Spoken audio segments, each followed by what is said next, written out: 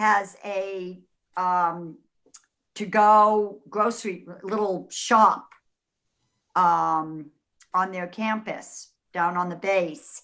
And Trevor Laughlin, for anyone who knows him, he is running that. He's an amazing cook. Nice. And so for $7.99, last week we had chicken piccata one night.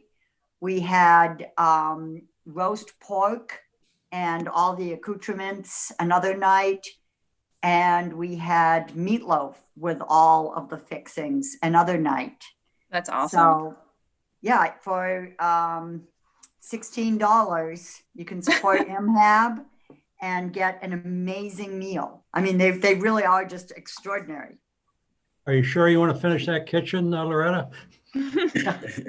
Again, cleaning the dishes in my bathroom sink that's gotten really old. And where is but the other his thing is I don't operation? have my computer, and so I've been doing all my Zoom meetings on my iPad, which seems to be losing its battery. I don't know if it's because my iPad is old or this is just really taking a toll on it. So if the battery is just running out in like no time at all. So if I disappear, it's because the battery, well, I charged it right before the meeting, but hopefully it will last. Let's hope it holds out. I hope it holds out, but yeah, So Shalice, we are live stream now. So We are now live. Yep, might as well call the pre-meeting to order for January 25th. Melanie, might as well start. If you can give us a summary of item 1. Sure. So the first item on the agenda is a historic site review. This is a request for 6 new windows at 38 US Oval, which is in the, well, we thought was in the expanded Oval Historic District, but turns out it's actually just outside of it per the CRIS website.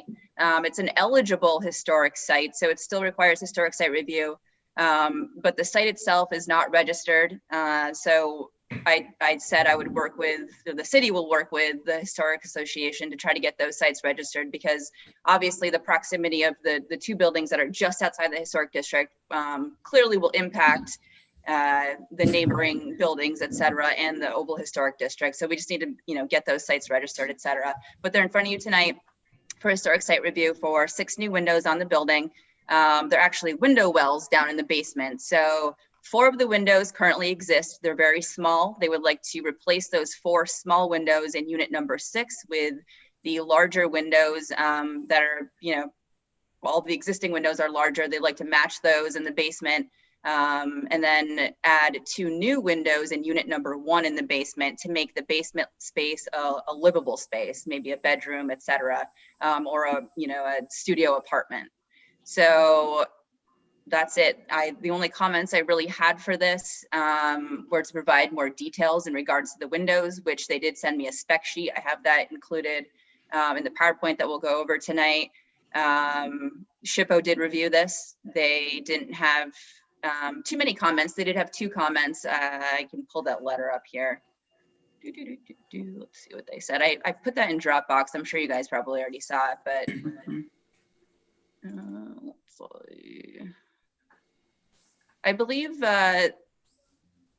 this site was in front of you guys quite a few years ago for the original proposal to turn that building into apartments. I don't know if anybody was on the board at that time or not. I was on a different board. Yeah, me too. Zoning board? No, building inspector's office. So obviously I will have a significant number of questions, and all my questions are going to deal with the intended use of the space on the interior. Yep. That's You me too. don't I'm thinking, typically have put a in- cellar turned into a bedroom. I don't think so, right? Well, that's why you put in emergency escape windows. Mhm. Yep. So SHPO's 2 comments were on the south end, the existing original lower stone windowsill must be retained in place. So that's for the windowsill. And the window grates, if needed, should not extend above the level of the new window well foundations. So I think it's just so that the window wells don't impact the visual integrity of the outside of the building. So their comments weren't too major, but yes, I agree. We do need some more information about the planned intentions for that space in the basement. Also, I don't really know how window wells work. Maybe Jim can explain how drainage would work with those and what their plans are for that. I did have some comments about drainage and how that'll work. But other than that, do you guys have any questions? I know the applicant is here tonight to explain to you guys what their plans are. So I'll have a few questions. Okay. I'll start off with the full disclosure that as Rick had prior experience with this property, I did too before I was even a licensed engineer. So I've worked with Peter in the past. Okay. Although I don't have any contractual question or anything with him now. So if the board has any questions. Neither do I. Don't tell me you're recusing, Jim. No, I don't have any reason to at this point unless someone else had concerns, but I just wanted to disclose that. Gotcha. As far as questions go, I do have questions. I do understand we have a SHPO letter sort of outlining comments. But I will say that, back to Melena's review, this has sort of lacking detail in terms of application compared to what we would normally see.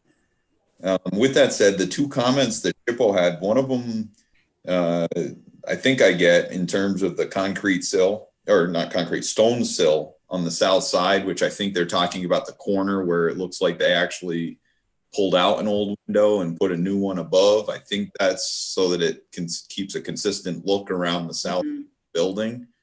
So I think I get that.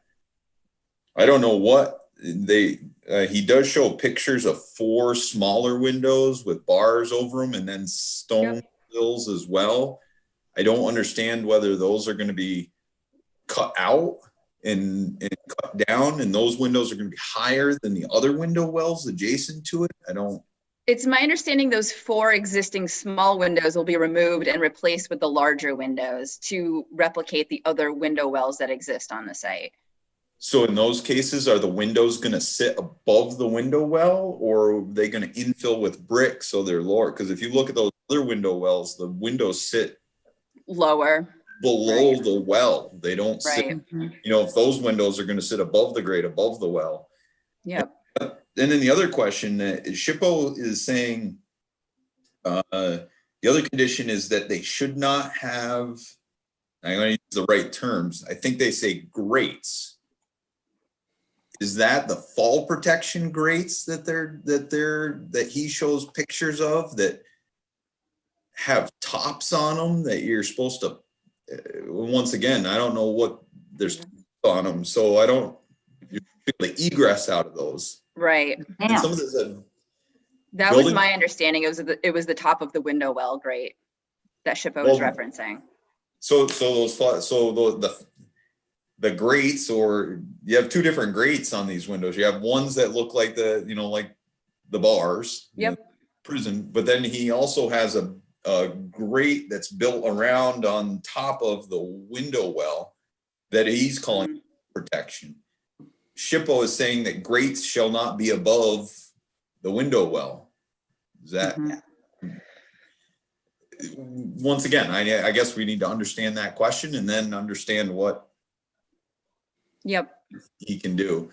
And in addition, I would also want him to go back to the building department about those tops that are on there. I don't know what that is, whether that's a sheet of plywood or something heavier, but someone's supposed to be able to walk up those stairs and push that up and get out of there. Right. And maybe Rick, that gets to your questions. Exactly, because if these are indeed emergency escape windows, you have to consider the access to the window, the height of the sill, the exterior, minimum dimensions in overall square footage, plus the size of the window. So that's why the intended use of the interior plays a factor. If these are 2x2 windows they don't meet the required 5 square feet. I am not current on the building code, Jim, so, you know, that, I don't know if you want to answer that, or maybe once we do get the detail, we should ask Joe to comment on those detail. Absolutely. With all respect to his position, I think that would be appropriate. Absolutely. So I think fact finding would be most important tonight. So my feeling is, you know, going right along with Melena's initial write-up to us about having plans, having SHPO's comments that seem to potentially conflict with the plan in terms of what they're talking about around the window well, you know, discussions about code, you know, and what their role is in terms of egress. And I really think that the plan sort of needs to be further detailed and vetted out with all the agencies and then come back to us for final. I totally agree. I know typically you guys review these historic site review projects in one meeting, but to me, this looks like a sketch plan review. This looks like we just got the initial details. We have conversations with the applicants tonight. We get clarification from SHPO, we get clarification from the building inspector, and then they have to come back. That's the way I reviewed this. I agree. Okay. Any of the picture that's in the package that shows existing window wells, is that typical? Is that essentially what they're talking about replicating? That was my It looks to understanding. me like it would be very difficult to get out of that by any stretch. That would be that's my thought, Reg. I'm looking, I mean, yeah. And then if you take into account, once again, SHPO's comments, you know, interpreting what they might mean by it, they don't want that, then it's a different plan, you know, different look. Then Shalise, I know you found a narrative about the original use of this building. Was it some sort of religious, I don't remember what it was. Religious education center. Religious education center. So I wonder why they ever had basement windows in the first place. I don't know, but. I don't know that they did. I think the one that he's trying to replicate was one that he created in 2004, 2005. He was before this board back then. It did go through SHPO review at that time. I attempted to find it in the City Hall records. I could not find anything from that period of time. But it is clear that he at least was reviewed by the board and approved at that time for the window well that's existing. And I'm looking at the floor plan, but it looks like it says as-built basement floor plan with proposed changes to unit 1 and 6. So is he adding finished basement to those 2 units? The unit with the 4 windows, that's a garage space. That I think he What? wants to turn into a studio space, like an artist studio or a loft space or a Yeah. studio apartment.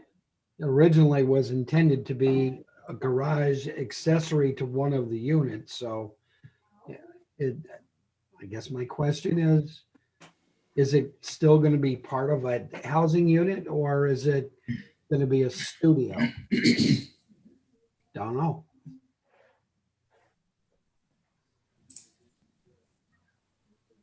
It would be nice to have, you know, some type of comments from the building department, at least with some type of preliminary review and guidance that they see the plan as it's being developed.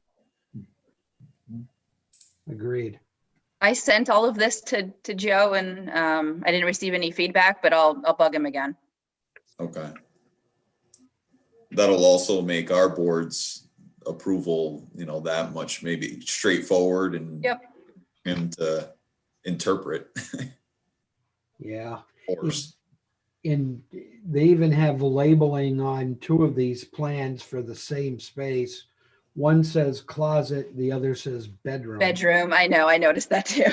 Yeah, so if it's a closet, the window has different criteria than what it does if it's going to be dedicated as a bedroom. Mm.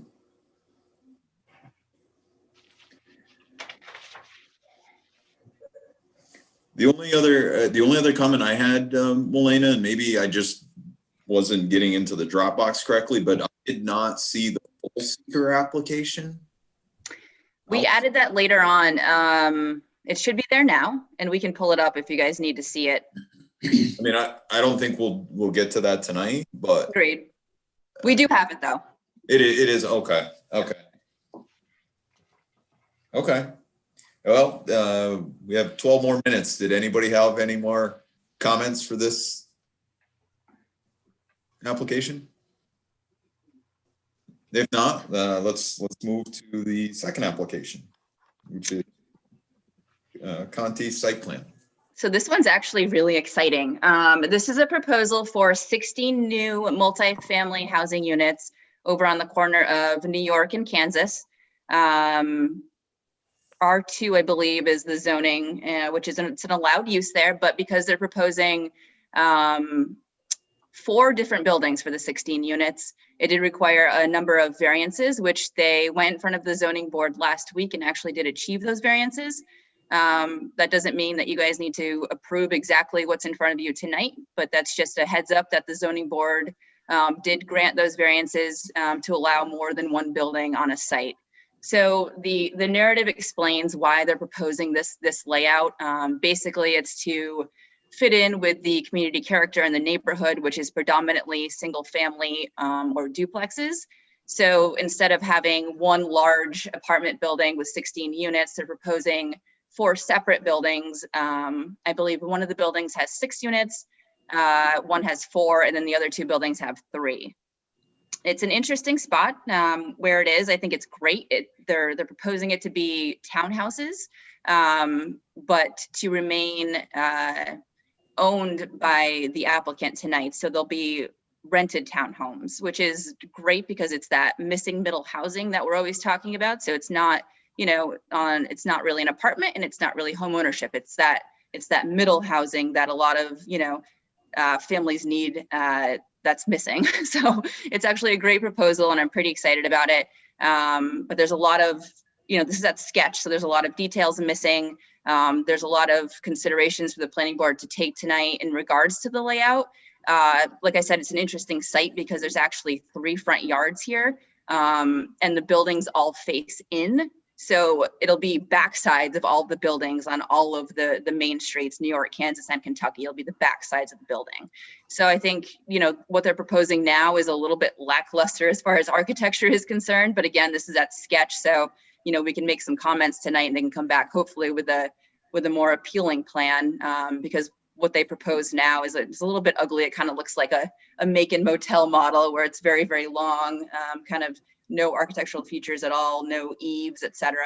I did go out and take some photos of the neighborhood and the homes across the street, just so you guys could see, some of the architecture in the community and kind of make some comments based on that. Other than that, my other main comments were, again, mostly about details that are lacking because it's a sketch plan review. Maybe just some clarification with the bulk area calculations that they utilized. Some coordination comments, coordinating with MLD, make sure they coordinate with DPW. Let's see, what else did I put here? Defining location of on-site visitor parking, because these are townhomes that will be rented. Obviously, even if they weren't, there's going to be visitors and they don't have that marked out.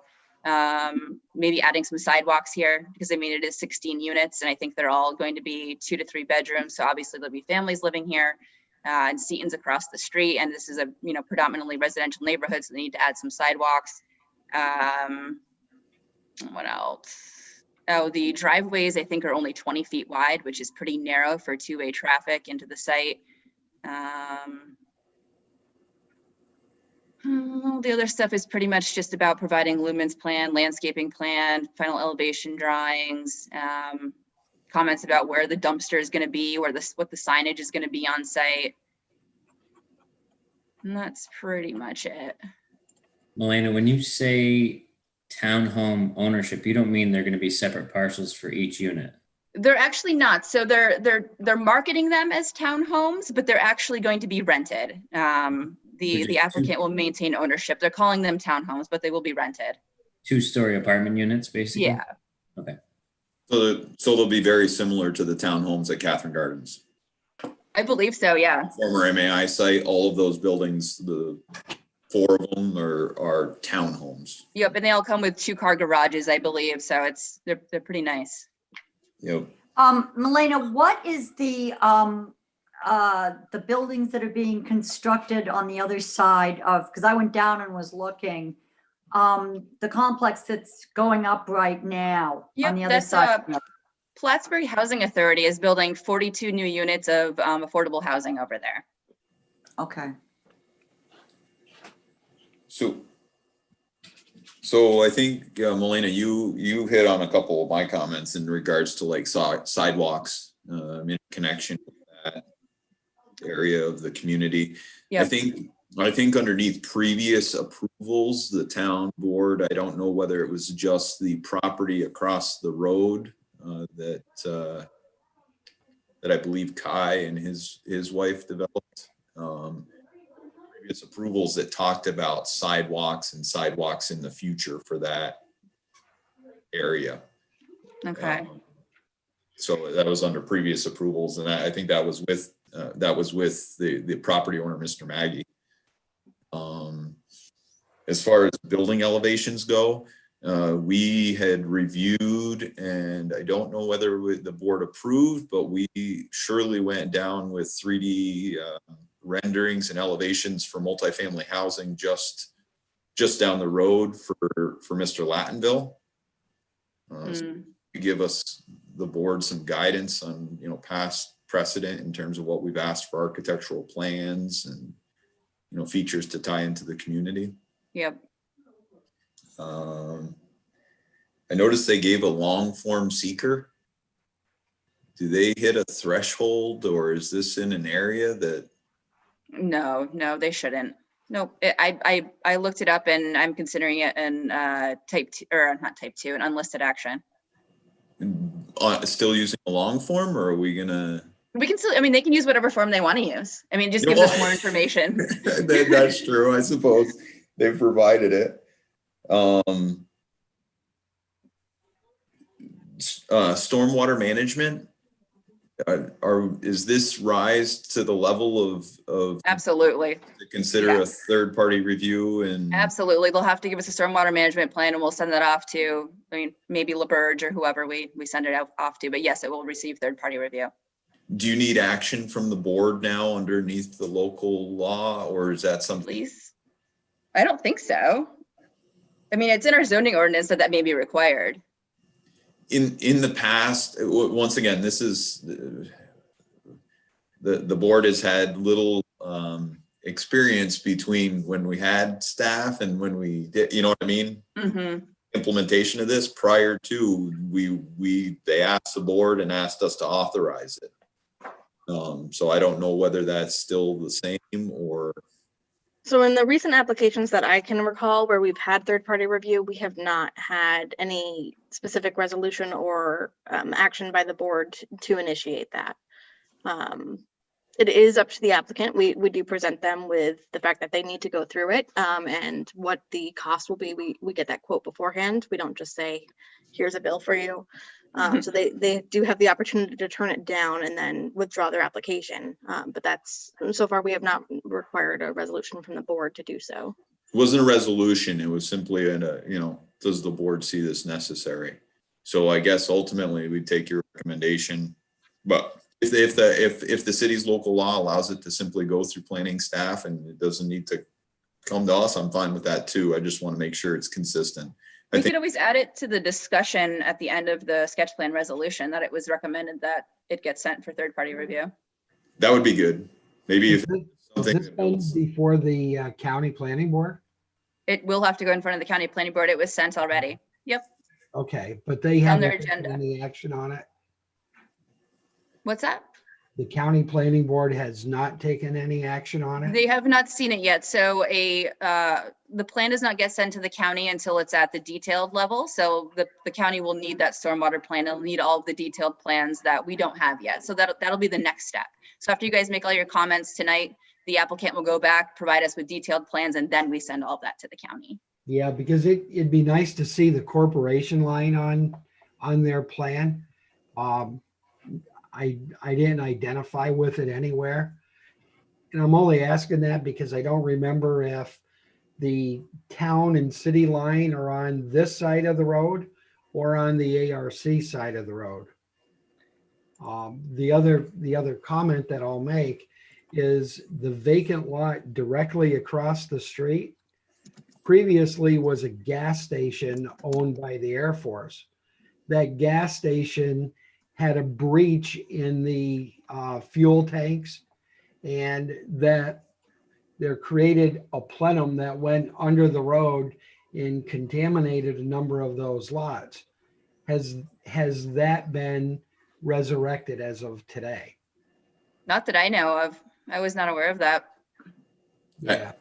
Actually, to add to that, many of the properties are in this vicinity used to have deed restrictions in terms of dealing with some of the environmental conditions from the Air Force. I don't know whether this property has it or not, but it's probably a fair question. Absolutely. We'll have to ask Aaron tonight. Yeah, Yep. I'm not even certain where that, if that plenum went further to the east or if a portion of that lot was included in it. So Mhm. I've Yep. been a while since I've looked at that parcel. It's on, they were answering it or dealing with it on page 10 of 13 on the seeker, the long form seeker.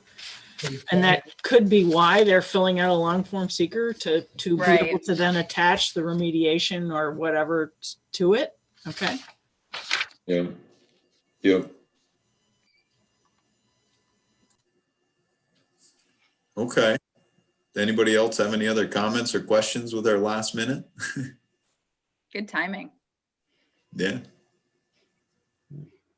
But this application is in front of us for screen or for sketch plan Correct. review. So any comments the board has, we're surely good to offer it to them.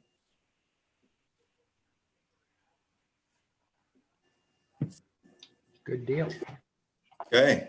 So we do not leave the meeting and we keep on streaming, correct, Shalice? Okay. Well, it is now 6 o'clock, so I will call the regularly scheduled planning board meeting to order for Monday, January 25th, 2021. Don't have any other business to start with, but maybe Shalice will start with a roll call of the board first.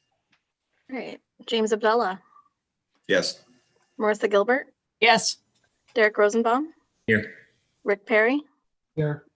Reg Carter, Here, Kurt Gerbich is not here. Loretta Rietzema. Here, And for staff, we have Milena Tamer and Shalice. No Dean tonight. And Loretta and Kurt would be the alternate member. Mhm. Okay, since we don't have any other business, maybe we move right to item number 1 on the agenda. Let me just share my screen. Give me 1 second.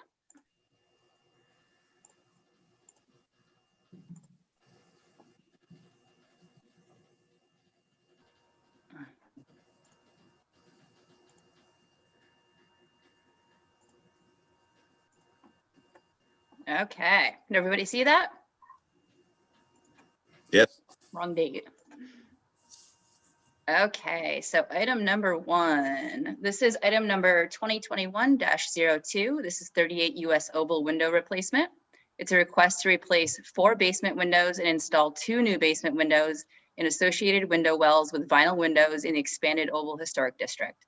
Located at 38 US Oval, SHPO coordination required, zoned RC2. Tax map parcel ID number 221.12-2-7.1. The applicant is Peter Allen and the plan preparer is Peter Allen. This is a seeker and historic site review. Okay, so the first slide here is just an overview of the site. Like I said, it's located at 38 US Oval on Grand Isle Way, just off of the Oval. You can see it's right next to the rec center. I use my mouse here. This is the rec center right here. So it's right to the south of that. This is the zoning map showing the properties in the RC2 district. And this is the historic overlay map. So our map shows that this site is within the historic district, but if you look on the Chris website, it's actually this little tiny green building here, which is just outside the historic district, and it's actually not a registered site. So all of the yellow buildings are registered historic sites. These two are not. So the technicality here as far as historic site review is a little bit confusing. So I reached out to both Joe and Dean because Joe as a building inspector is the one that makes the referral to the planning board. And he said since the historic map that is adopted by the city and part of the zoning ordinance includes this building, that it is required to go through historic site review. So, you know, going forward though, just to kind of clean this up, I said that, you know, the city would work with the Historic Association to get these buildings registered and part of the historic district. Okay, so this is an image of the building. This is from Google Images. This is standing on Oval, looking towards the Lake Champlain. This is one of the images that the applicant provided. So it says right on here, it's unit number 6. These are those 4 small windows that you guys were talking about earlier. It's my understanding that the plan is to replace these 4 windows with the larger size 1/1 windows and add the window well. This is an existing basement window well in unit 1. This is just an example of what they're proposing for unit number 6. This is a window well that's in unit number 1. As Shalice said, I guess they added these back in 2005 or so when they were originally converting this building into apartments. This is the proposed location of the window well in building number 1. It's my understanding it's going right here, but the arrow kind of goes to the corner here, so we'll have to clarify exactly the location of where they're proposing that window. This is the inside of that last picture that you just saw in unit number 1, which looks like a basement space, storage room. This is a floor plan that the applicant provided. Again, you can see over here on the left-hand side of the picture, these are the 4 existing small windows in unit number 6 proposed to be replaced with the larger windows and a window well. And then over here, unit number 1, a new proposed window well. This is an existing one up here in the front. So this is the other plan that the applicant provided. Again, this one says bedroom on it, which is what I'm assuming they're proposing. I believe right now it's probably just a closet space, and that's all it can be used as because it does not have a proper exit or a window. So they're proposing to turn that into a bedroom and add the window well. The applicant also provided a spec sheet on the vinyl windows they're proposing to use. He did confirm that they would be using the same 1/1 window panels in the same color that exists currently. And that's all I have for that one. So now I'd like to open it up to the applicant and the board to discuss the project.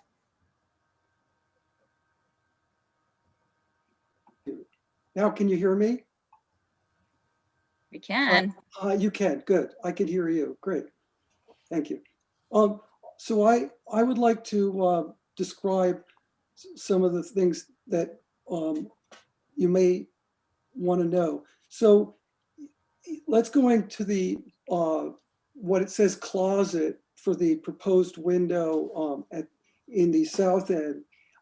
So where the word proposed window is, that's the opening for the window, yes, there, as opposed to the side facing the oval, which is the front of the building. So that would be the west side, but instead it is coming, the proposal is to put the window on the south end.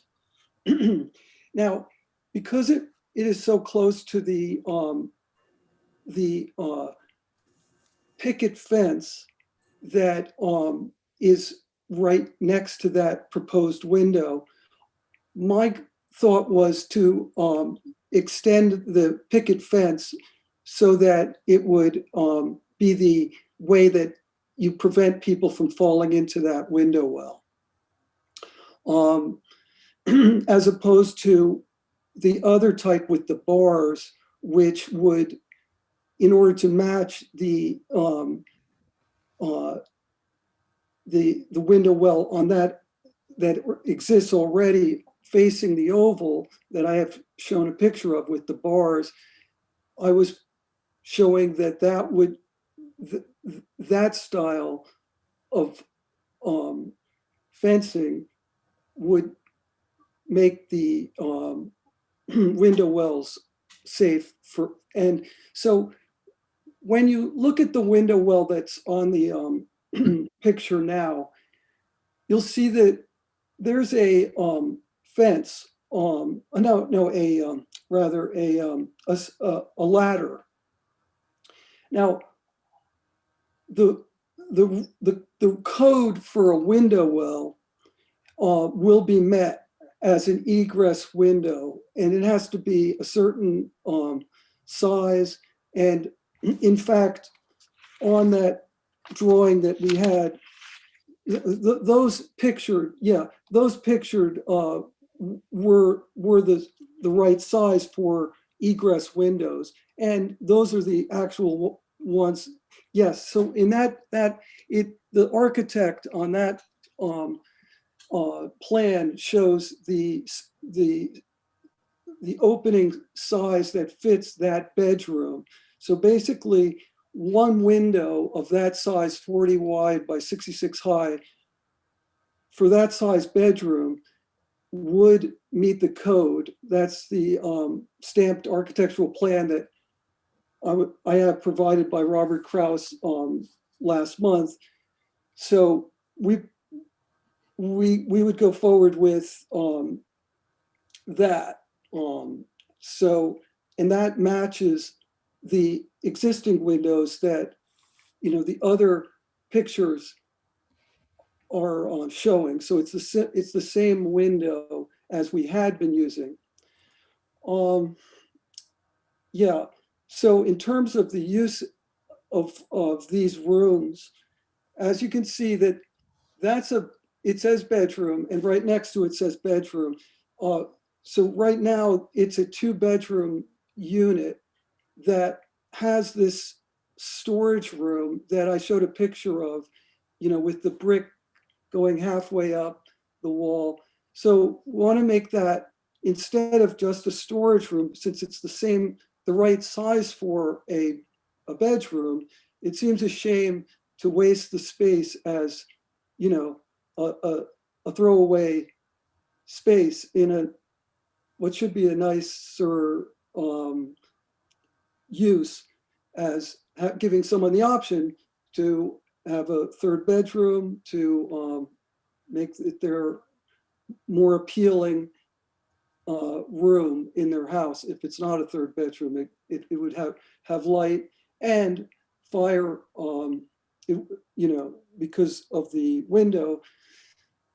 Now, in terms of what a window well, as I'm to understand, needs to be, a window well is a space that once you get out to it, you can get help from a fire department, or you use that the ladder to get out of that window well. So the architect here has shown what a window well size will be. It says they're 3 by 8, 3'10" by 8 foot. So that's the dimensions of the window wells that would be used there, and there would be 2 in another unit. So they're kind of unrelated. The garage window wells, there would be my architect and I didn't draw these out. I wanted to get your approval first before we went to the effort. But these on the garage, it says garage 6. So that's garage of unit 6. It's an existing 10 foot by 8, 10 foot 8 inch by 40 foot space, garage space with the garage door on the end. So it's basically, if you can see above it, the garage 4, unit 4's garage is 10'8" by 18'8". So basically there's in between 18'8" and 40 feet, there's a lot of space that could be used by someone other than just, to have, not have as much use of, because it's basically a storage room at the end of a garage. So basically, in order to make that space more enjoyable to a unit 6 owner, then I'd like to add the additional window heights so they could be egress and could be more light, and they could be more usable in the future for a person. I call it a studio, as the, if we drew in lines in that garage to show a different layout of that garage, it might look more like garage 4 above it, where there a wall would be between the first 2 windows, and you could then make that rest of that space usable for other unit 6 uses. Okay, so I was listening to the comments before. I'm trying to go over some of the answers that I wanted to mention. So like those type of window wells that I showed a picture of what we used before for the bars and the top, that to me seemed like a logical type of solution for getting less water into that drain, into that window well, to have a shedding surface at the top being slate, so it doesn't rot, and it's sitting on top of plywood that won't be rotting. The fire department, the person who gets into that space in the event of a fire, because that's when it's not an access, it's not a kind of a terrace. It's not a terrace. It's a fire, a time when there's a fire. So that top can be shoved off and the person can get out. And I'll give you an analogy to something that I remember my architect describing. For instance, if you are on a 5th floor of a building and you have an egress window, your goal is to be standing there while the fire department can pluck you out of that spot of that window. So in essence, it's not that space that the window well creates, that kind of like the ladder or the stairs, it's not to be used except in a fire. And even in the event of a fire, just like on the 5th floor, the fire department you're safe, you're outside that building. I do provide a ladder, but that kind of ladder is not to be used other than really to get you out of the fire. Let me think if there are other questions.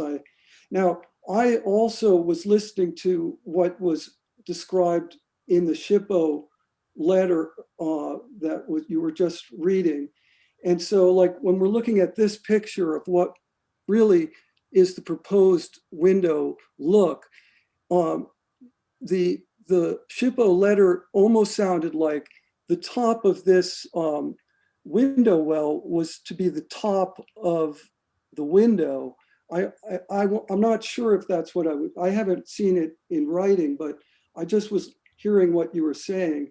And that seems like it's a bit at odds with what we're proposing in that is the egress window, and that matches the same floor that height that we have in the other unit to be. So I would also question the SHPO language as to what it is that they were getting at in describing a maximum height. Perhaps perhaps I was hearing maybe that the max, so that if you look on this same picture to the right, there is a sill that was, so by the way, what you see to the right existed when the building was purchased by me from the Air Force. So this, whatever happens above that sill was done by the Air Force, not by me. So I didn't put that window or anything in above that sill onto the right, nor because that wasn't touched. It was just the same as it has always been. If they're referring to that sill as a maximum height, that does make a bit of sense. However, on the end that we're talking about having the picket fence, the picket fence goes above that sill height.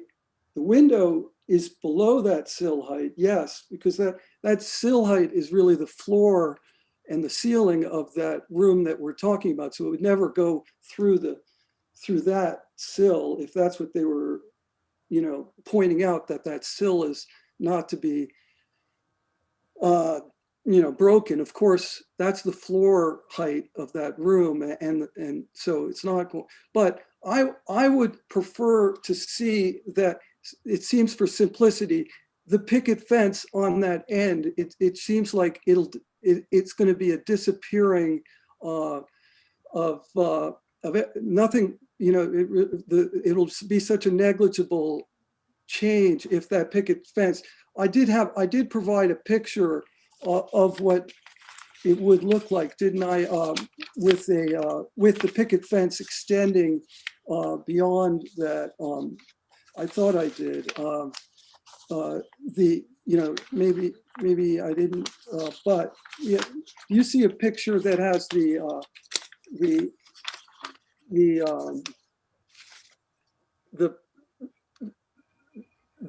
picket fence extending past the window well. So that style picket fence, I think I sent you that, by the way, but that's what I envisioned for that end of the building, because it's so close to that picket fence. If the picket fence just made a turn, it would be a logical way to make the window well not be a hazard for someone falling into. I think with that said, I'm going to turn it over to your questions. Yeah. Thank you, Mr. Allen. Okay. Melena, I guess in Mr. Allen raised about the plan about the picket fence. I don't know that I saw that in the application. No, I don't have that. Okay, so that would be, Mr. Allen, something that probably should be provided for the next submission. Yes. To further detail that. Sure. Melena, do you have a copy of the letter from SHPO that you can pull up on the screen so that I sure can. can see exactly what?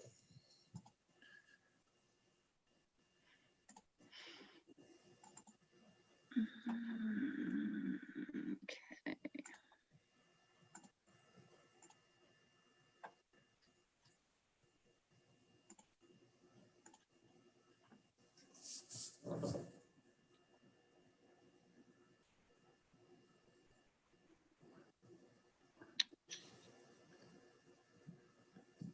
Okay, so, you know, when we get to the bottom of the letter, the two comments from SHPO, number one, on the south end, the existing original lower stone windowsill must be retained in place. So Mr. Allen, I think you pointed that out, and I believe that's the stone sill on that corner, which they want to remain. You'll have to look at your window height details, and, you know. Yeah, that's a definite that's not going to be breached, because that's actually the ceiling of that room above. So it's, Okay. yeah. Okay. A little more, just, I guess, a little more detail on the plan for that. And then as far as the window grates, I guess probably to your point, you know, you probably want some clarification as well, what they're referring to as far as the window grates and extending above the new window wells. It almost sounds like what you have on your existing window well, which you call fall protection, they're calling grates, and they don't want to see that, whether they mean the window well is going to be higher, or, you know, it's probably something for your architect or yourself to go back to SHPO and clarify in your final plan. Yes. I believe the board had some board members had a couple questions. Yeah, Jim, I had a question, more so, and I think, Peter, you answered at least part of the question. The intended use of the interior. I think when you can define the exact,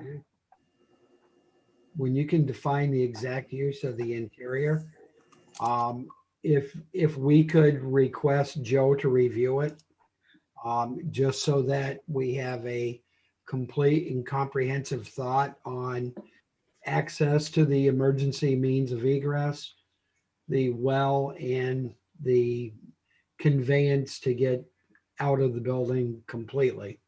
So I would ask that it be referred back to Joe with an intended use, or at least a dialogue between the applicant and the building inspector to define what that use is going to be and how the components of the proposal are going to work into code compliance. One of the things that occurred to me is the previous window wells were not under the International Building Code. They were installed prior to the International Code. So I don't know if there's a change in standard in any way.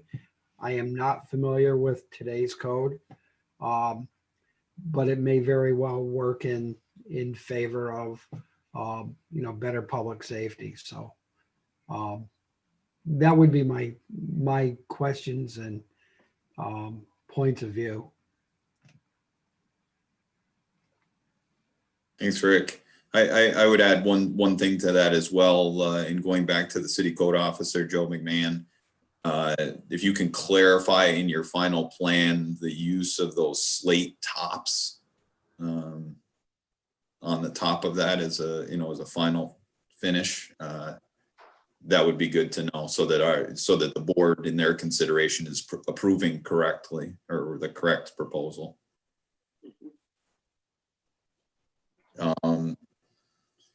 And anybody else on the board have any comments?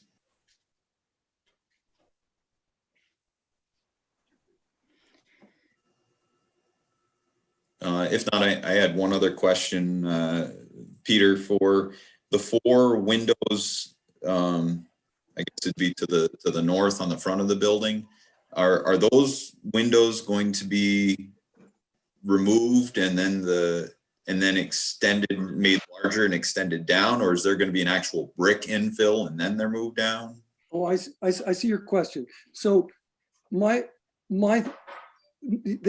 will be thrown away, those windows, and replaced with the windows like exactly as those other ones the one that I've spelled out in the south end, and with that size, those sizes, and it'll match the ones that I have pictured existing in that window well we were just looking at. So it'll look that those two windows there, those two would look exactly like the picture that I provided with the slate window well top. So that there would be two of these for those 4 windows. So are the top of the window well configuration with the new windows? Are the top of those new windows at the same elevation as these 4 windows that you're going to replace? Yeah, I believe everything's in line, that they'll match. Okay. Yes. Okay. I mean, that would help in your final plan if you just, show that final detail. If there is going to be an infill, show that there's going to be some level of infill, and then the windows are going to be, lowered or raised. Right. I think that they're just going to actually slip in to the spots that those are starting at, and they're going to go down from there, very similar to what you just saw, if not the exact same as what, I showed the inside of a window well, inside that unit. That's the picture that I showed, the little room with that's the inside of the bedroom that has that window well outside of it. So that's the same as you would have there, those 2 windows. Yeah, and they're going to match the ones above they're just going to go straight down. So they'll look, yeah. Mm-hmm. Yeah. So I'm just learning about window wells now. How does drainage work with these? To my knowledge, that there's really just rock that absorbs the water that and I did my best to shield it as much as I could so that the water didn't get into it. But I have the feeling that in most window well situations, you can allow the water to go into the window well, and it just goes into the dirt, into the little bit of water gets into the rocks and the gravel inside the window well, and it goes into the ground. So for unit number 1, you're proposing to not utilize the, this bar grate system that currently exists, and to just utilize the picket fence. So how would you keep water out from that? Would you still have some sort of cover on the top of this picket fence and a ladder similar to what exists? Or how would people get out of this window well on unit 1? And how would you shield that? Good question. I believe that window wells do not have to be roofed, and in my estimation, that's what's going to happen here. Is that it'll just be the picket fence, no roof. It'll just the ground will absorb the water that's the rock in the bottom of the window well will just absorb the water. Rainwater.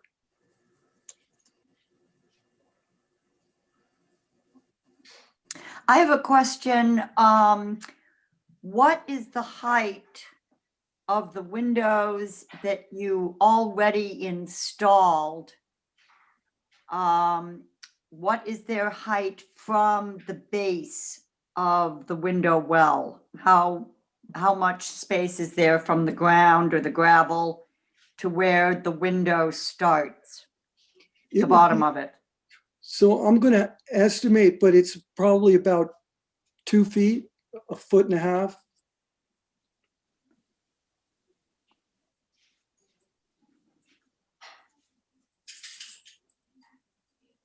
Okay. Any more questions from the board? Mr. Allen, did you have any other questions? No, I don't think I do. Thank you. Okay. If not, I think you probably have a good amount of the questions and the information that the board is looking for your final submission. Great. I appreciate your looking into it with me. Thank you. And Jim, Mr. Allen, I can coordinate with you and the building inspector's office. I'll coordinate with Joe to make sure he knows what was said tonight and what we need from him. Hey, Excellent. Jim, can I offer Yes. one more suggestion? We also include in that staff's recommendations, as we move forward, what we discussed tonight plus staff recommendations, then we could have a more comprehensive plan. Agreed. Okay. Okay. Well, thank you very much, and see you in the upcoming months. Appreciate it. Thank you. Thank you. Okay, moving on to application number 2. Okay, item number 2. This is planning board item number 2021-01, Conti site plan. This is a request to construct 4 multifamily townhouse structures with a total of 16 units, garages, parking, and related site improvements located at the corner of New York Road and Kansas Avenue. Multiple area variances required. This is zoned R2, tax map parcel ID number 233.8-1-1.11. Applicant is Anthony and Francesca Conti. Plan preparer is RMS, and this is at sketch plan review. Okay, so here's an overview of the site highlighted in yellow. This is New York Road, Kansas, and Kentucky. So as you can see, this is a large parcel with 3 front yards. A lot of Kentucky here is already developed. You don't see it on this map because this is pretty old aerial footage. This is Seton Catholic across the street here. This is a zoning map showing the property is in the R2 residential district.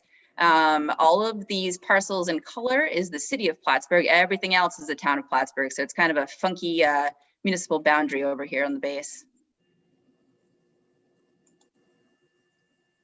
This is just the historic overlay. You can see this isn't a historic site and there are no historic sites in the vicinity. All right, so some Google images. This is New York Road right here. These cars are driving down. So this is the property right here on the corner of New York and Kansas. You can see the remnants of some old sidewalks. So this is turning onto Kansas Avenue. This is the property here on the left. And this is the corner of Kansas and Kentucky. Again, with the property on the left.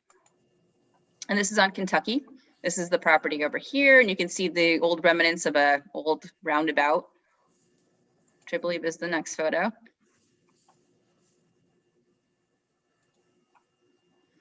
These are some images I took the other day of the new homes that are directly across the street from this site, just so you can get an idea of the community character.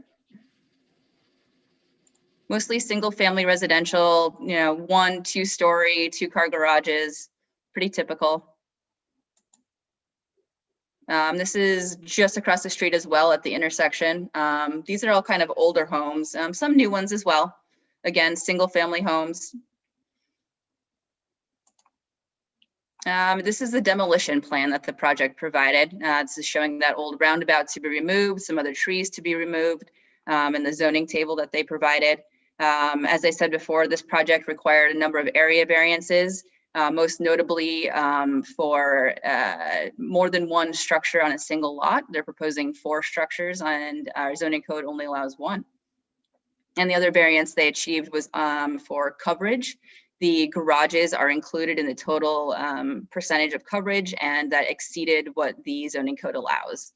And as I said earlier, they did achieve both of those variances last week with the zoning board. So this is the site plan overview. So this is New York Road, turn on to Kansas, turn on to Kentucky. There are 2 ingress, egress. The first one is here on the south part of Kentucky, or the, I guess, west part of Kentucky.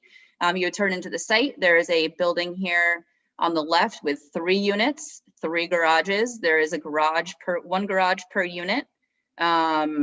And then you would turn to the site. This is the largest of the 4 buildings with 6 units and 6 garages.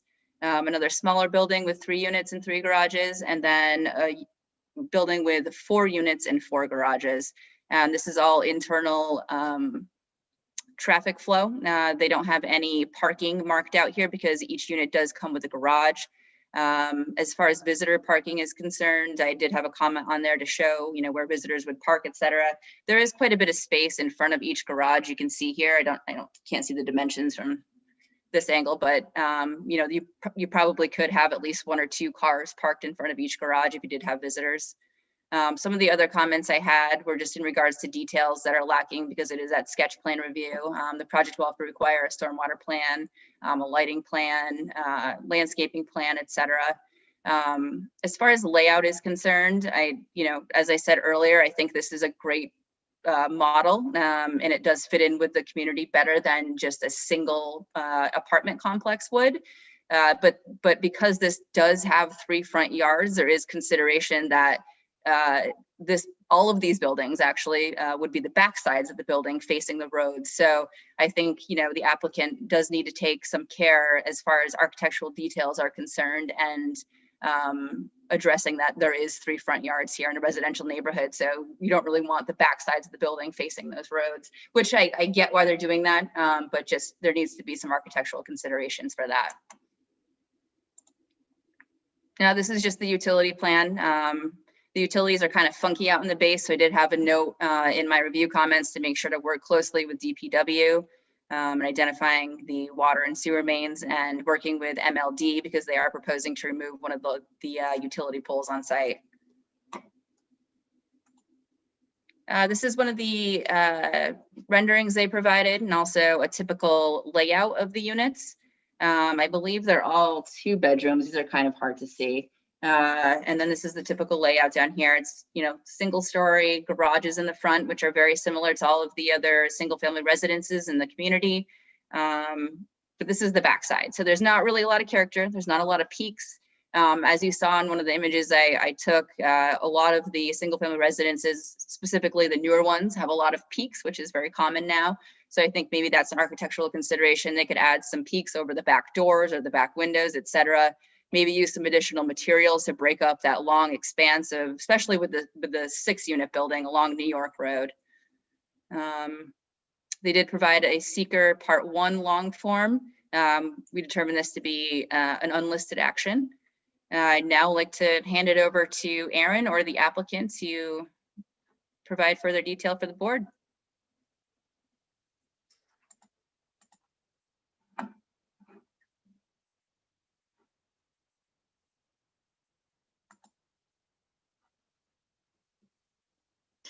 Aaron, if you're talking, you're muted.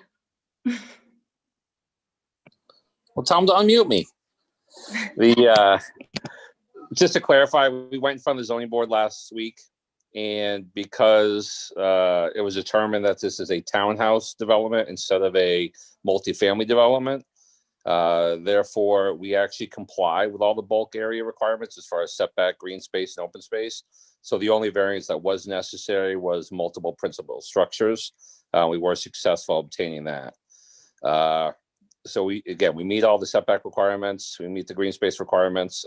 They are all 3-bedroom units. So they're larger. They also have slightly oversized garages. They're 23 wide by 28 deep. Knowing that people have garbage cans, bicycles, etc. You know, we want to have plenty of room. So we really kind of upsized everything for modern living. You know, really keeping the multiple structures keeps the character of the neighborhood. When you look at Lake Country Village, you know, right across the street and surrounding us, we will obviously be back before you with all the other detail. We understand your concerns about the architectural aspects. We'll give you full renderings. We've already talked to the owner about different color variations between units, playing with the roof lines a little bit to help enhance that. Excuse me. The key obviously is Mr. Conti entered into a purchase agreement to buy this. So we have a due diligence period in which we have to kind of know that the project is viable before closing on the property. So that's why we kind of went forward with the variance request and the planning board sketch plan at the same time. That allows us to get some level of comfort before moving forward. But pretty much everything on the checklist was pretty straightforward. You know, there's a lot more detail to give you, but we have to make sure the project is viable before investing that money and time in that aspect. So if the board has any questions at this time.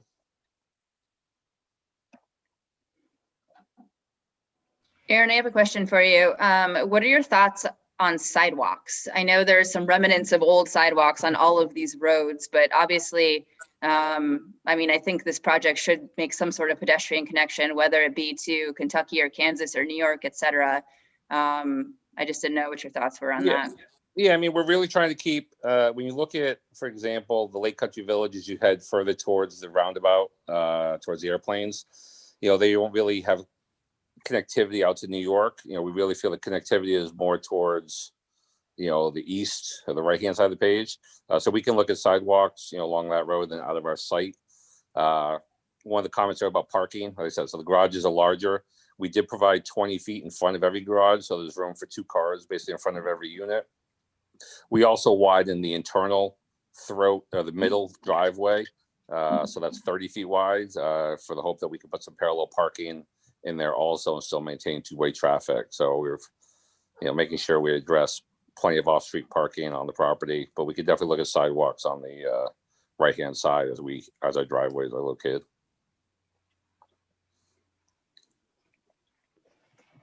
Aaron, can you just provide the definition, I guess, the difference between multifamily unit and townhouse unit? Well, it's interesting. You know, in my history of doing this, we've really used the townhouse definition more towards like a condominium type aspect, because in the townhouse bulk area requirements, they allow a 0 side yard setback. But what's interesting, if you actually read the ordinance, it talks nothing about different ownership. It just basically says 1 or 3 or 4 multiple people living in a building, you know, sharing things. What is unique about a townhouse by building code definition is that they all have a front entrance and a back entrance, and that they are separated from each other with vertical walls, meaning that none of the units overlap, that there's basically a firewall between each unit. So everybody has a front door, everyone has a back door, and you don't go under each other or over each other. So you are, you know, separated, which meets the definition of your building code, of your ordinance, and also the New York State Building Code. So the code officer was comfortable with that determination that it is a townhouse development and not multifamily. Okay. And those are just 1-car garages for each unit, right? No, they're 2-car. 2-car, okay. Right. So each unit has a 23-foot wide by 28-foot deep garage. Okay. So 3-bedroom with each one has a 2-car. Like I said, we have 20 feet of pavement in front of each garage. So you could actually have a car parked in front of your garage also. And then we also have room for parallel parking in the center corridor. Thank you. Aaron, this is Rick. I had a question regarding the, as Marissa pointed out to me, within the seeker, the site did have contamination from the Air Force Base gas station across the road. Yep. Are there limitations and restrictions identified in it? And if there is, are there remedial actions that are recommended and acceptable within the deed? Yep. So when the property was transferred, or when the base was still active, they obviously did the full environmental study and made recommendations as far as this piece of property in the surrounding area. The recommendations talked about vapor mitigation, meaning that, you know, we don't want to dig deep into the groundwater. We want to, you know, have slabs on grade, and then we want to have a vapor barrier, and then potentially also vapor mitigation, meaning venting that space. What's interesting, we went through this property and we even talked to the Air Force when the base was actually, so that was in the recommendations, but when the property was actually conveyed to the county, they did not include any deed restrictions at all as far as requiring these things. But knowing there is that potential, we've decided to go obviously with slab on grade with the vapor protection, so we won't be impacting the groundwater and staying high and dry above all that. So there are no deed restrictions or covenants on the property, but we are aware of what was there before, and that's why we'll, you know, incorporate those aspects in our final construction drawings. I appreciate those efforts. Thank you.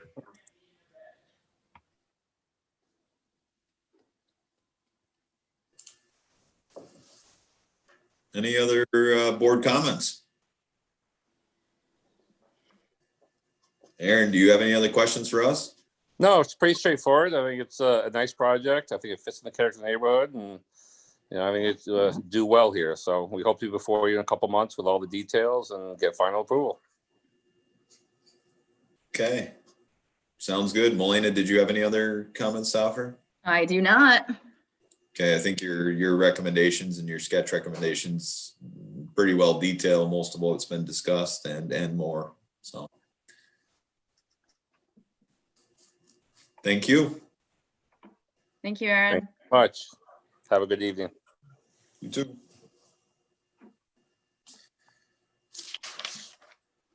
Melina, do we need a motion to accept the sketch resolution? Sure do. That's right. So we do have a sketch resolution prepared by staff.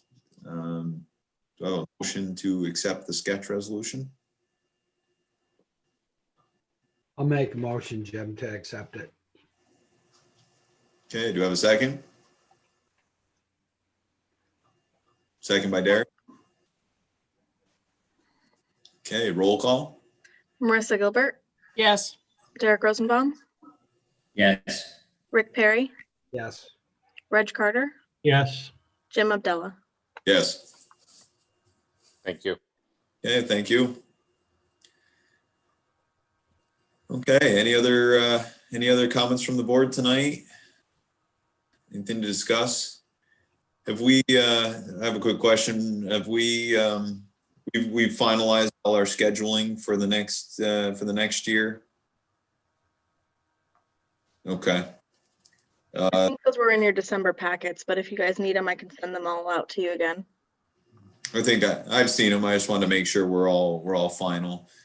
Second item, have we, and we touched on this in the pre-meeting very briefly, we resolved referrals to the county. So even though there's been a referral for this project by the zoning board, we will be making a second referral based on our final application. Correct. Yes. Okay.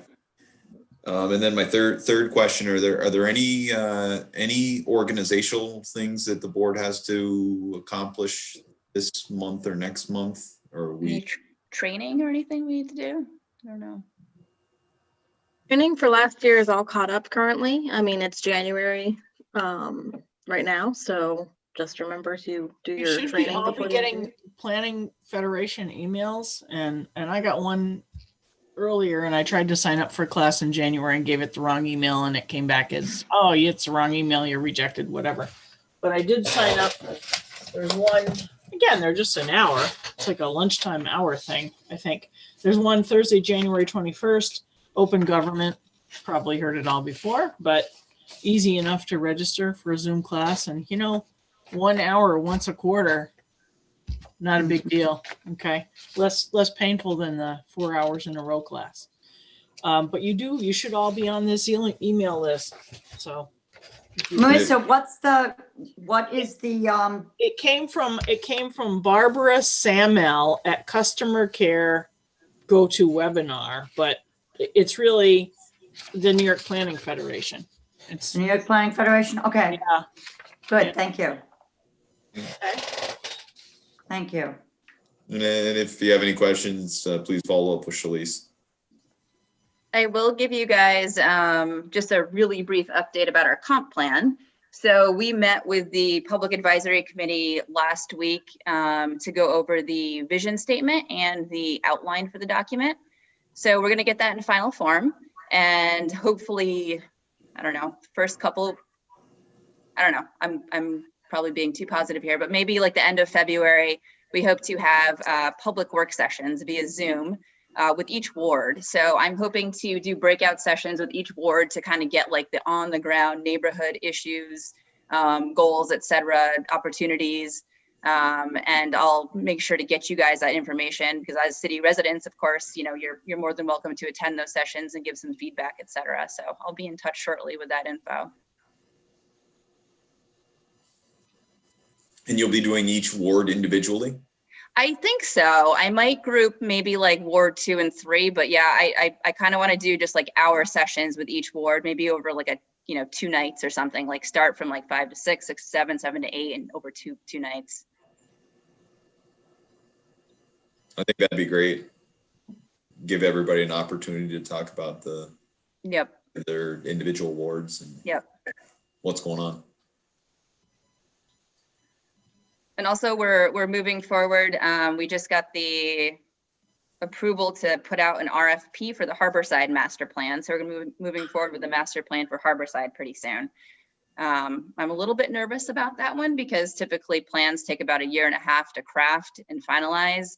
And we're moving forward right now, obviously, with the farmers market renovation. We're working with Skyward for the, possible hotel proposal down there. NYSEG is looking for a remediation site. John is working with the WRF for some upgrades. So there's a lot of stuff going on at Harborside right now, kind of in front of the planning document. So it's going to be kind of a lot of juggling and, coordinating back and forth and making sure everything gets, captured appropriately. And the timing is a little bit off, but it's still exciting to start planning and moving a lot of our efforts, from downtown into our waterfront.